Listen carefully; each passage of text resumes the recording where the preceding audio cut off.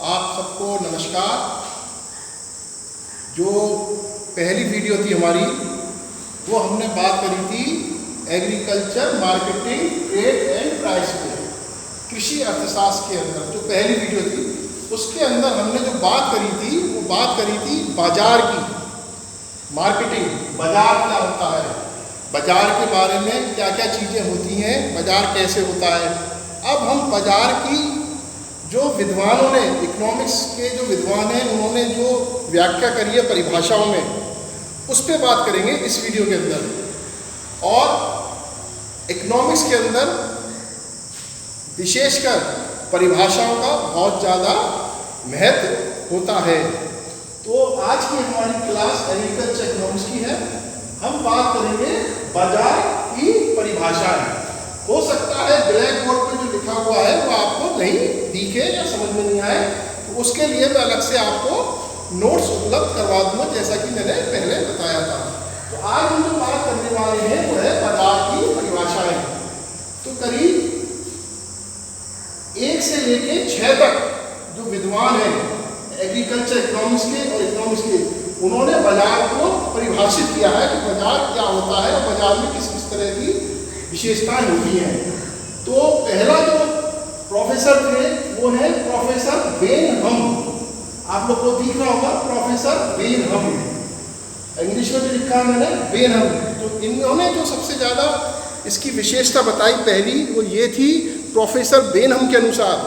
ध्यान से सुनिएगा मेरी बात को, एक एक शब्दों को मैं रोक रोक के बोलूँगा। प्रोफेसर बेनहम के अनुसार बाजार वह क्षेत्र होता है जिसमें क्रेता और विक्रेता, समझ गए ना, खरीदार और बेचने वाला, क्रेता और विक्रेता सीधे तौर पर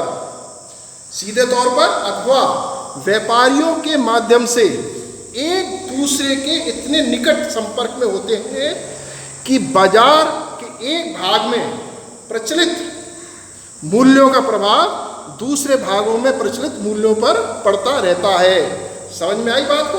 प्रोफेसर बेनहम क्या कह रहे हैं कि बाजार वह क्षेत्र होता है जिसमें क्रेता और विक्रेता सीधे तौर पर अथवा व्यापारियों के माध्यम से एक दूसरे के इतने निकट संपर्क में होते हैं कि बाजार के एक भाग में प्रचलित मूल्य का प्रभाव दूसरे भागों में प्रचलित मूल्यों पर पड़ता रहता है। The close contact of the buyers and the sellers and relationship with the जो इसमें बताया है व्यापारी शब्द जो इस्तेमाल किया हुआ है, मर्चेंट्स, व्यापार करने वाले आपस में मिले होते हैं। ठीक है, अब दूसरे प्रोफेसर की तरफ बढ़ते हैं, वो है प्रोफेसर मेयर्स। प्रोफेसर मेयर ने क्या कहा है बाजार की परिभाषा को, कि प्रोफेसर मेयर्स के मतानुसार किसी वस्तु का बाजार वह क्षेत्र, समझे, किसी वस्तु का बाजार वह क्षेत्र जिसमें वस्तु के क्रेता तथा विक्रेता एक दूसरे के संपर्क में हो और वस्तु का विनिमय होता है। आई बात समझ में? दोबारा से समझा रहा हूँ, रिपीट कर रहा हूँ। प्रोफेसर मेयर्स के मतानुसार किसी वस्तु, यहाँ पे वस्तु का मतलब कमोडिटी से भी हो सकता है, वस्तु का बाजार वह क्षेत्र, समझे, जिसमें वस्तु के क्रेता तथा विक्रेता एक दूसरे के संपर्क में हो, मतलब बायर्स और सेलर्स दोनों एक दूसरे के संपर्क में हो, जिससे वस्तु का विनिमय मतलब व्यापार होता है। तो यहाँ पे आके प्रोफेसर मेयर्स ने थोड़ा सा चेंज कर दिया बात के अंदर। ठीक है, जो प्रोफेसर बेनहम ने कहा था उसको प्रोफेसर मेयर्स ने चेंज कर दिया। अब जो तीसरे साइंटिस्ट थे वो थे चैपमैन, CHAPMAN, चैपमैन के अनुसार। प्रोफेसर बेनहम के अनुसार हमने पढ़ ली परिभाषा, प्रोफेसर मेयर्स के अनुसार हो गई। अब यह है प्रोफेसर चैपमैन के अनुसार।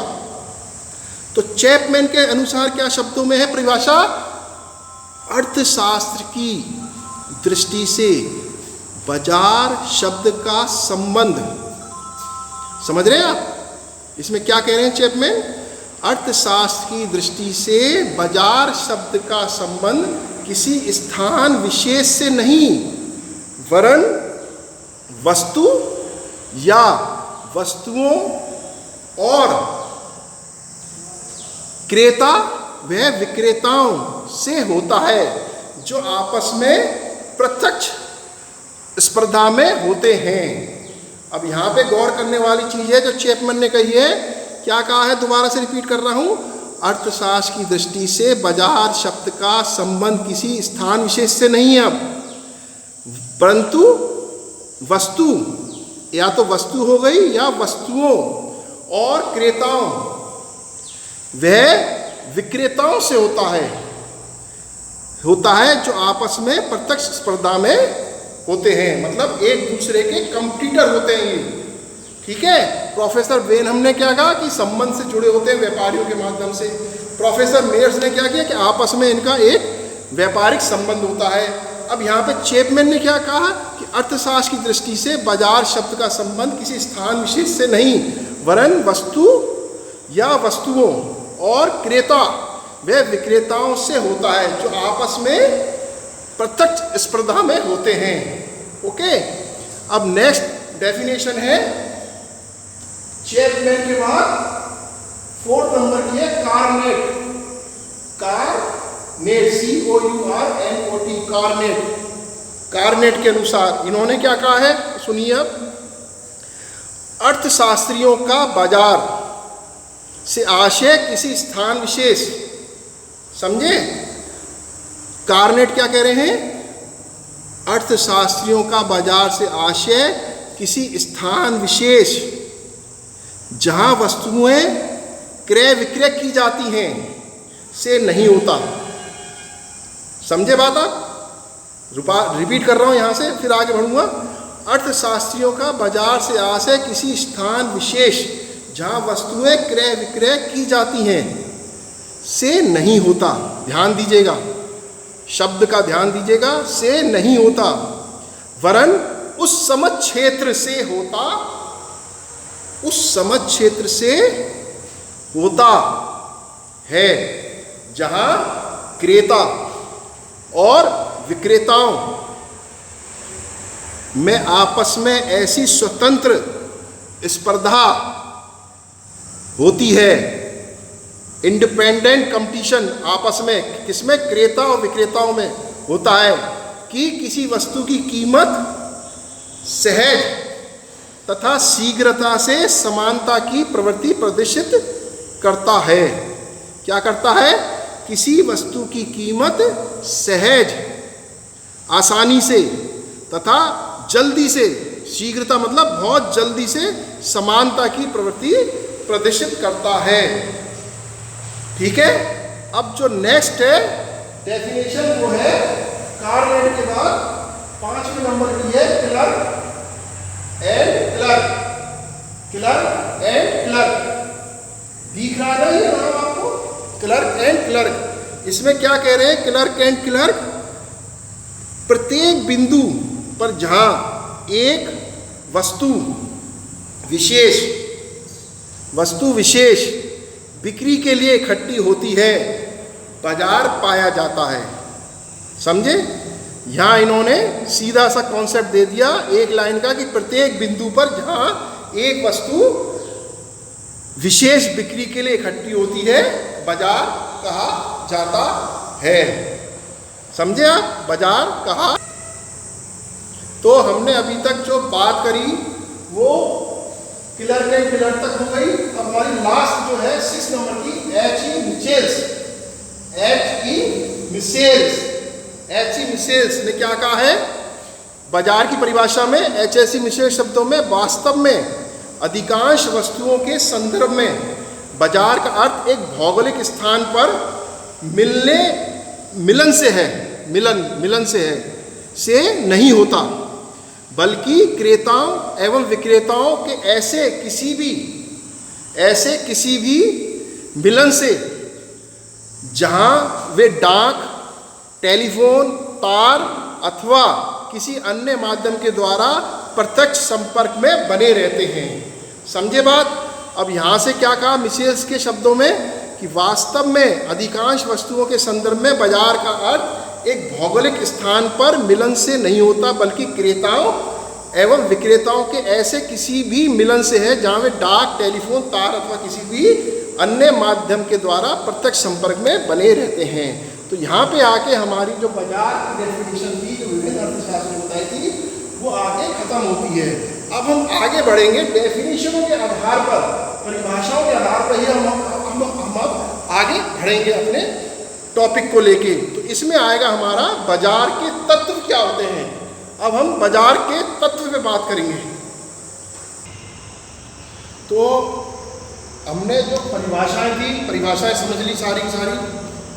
जो परिभाषाओं के आधार पे जो स्थिति बन के आई है बाजार के विषय में, कि बाजार के तत्व क्या होते हैं, बाजार के मुख्य तत्व है ना, एसेंशियल्स ऑफ मार्केट। क्या बाजार है तो उसमें क्या क्या चीजें होंगी, ये सब हमने परिभाषाओं के आधार पर निकाला है। जितनी परिभाषाएं थी, तो इसमें पहली क्या चीज निकल गई आप लोगों को मैं बता रहा हूं। पहली चीज इसमें वस्तु या वस्तुओं का होना आवश्यक है। भाई सीधी सी बात है, बाजार के अंदर वस्तु तो होगी, अगर वस्तु नहीं होगी तो बाजार ही नहीं होगा। बाजार में आप जाते हैं कुछ खरीदने के लिए, तो कुछ खरीदने से जाते हैं प्रोडक्ट। तो बाजार के अंदर वस्तु का होना बहुत जरूरी है। तो इसमें क्या चीज है, पहली जो है वस्तु या वस्तुओं का होना आवश्यक। पहला तत्व जो है, पहला एसेंशियल्स क्या है, वस्तुओं या वस्तुओं का होना आवश्यक। बाजार में क्रय विक्रय के लिए वस्तुओं का होना आवश्यक है। ये इंपॉर्टेंट एस्पेक्ट है बाजार के अंदर। तदपि इनका भौतिक रूप में रहना आवश्यक नहीं है। मतलब जरूरी नहीं है कि बाजार के अंदर वो चीज़ आपके सामने रखी हो भौतिक रूप से, हो सकता है वो कहीं और हो, वहाँ से आपको खरीद के दे दी जाए, ये भी इसके अंदर जरूरी है। और जो दूसरा है हमारा क्रेता और विक्रेताओं की उपस्थिति। जो सेकंड एसेंशियल्स है, क्रेता और विक्रेताओं की उपस्थिति। बाजार में क्रेताओं और विक्रेताओं का होना जरूरी है, हालांकि इनकी उपस्थिति एक दूसरे के सामने होना आवश्यक नहीं है। तीसरा है क्रेताओं और विक्रेताओं में व्यापारिक संबंध आवश्यक। क्रेताओं और विक्रेताओं में व्यापारिक संबंध आवश्यक।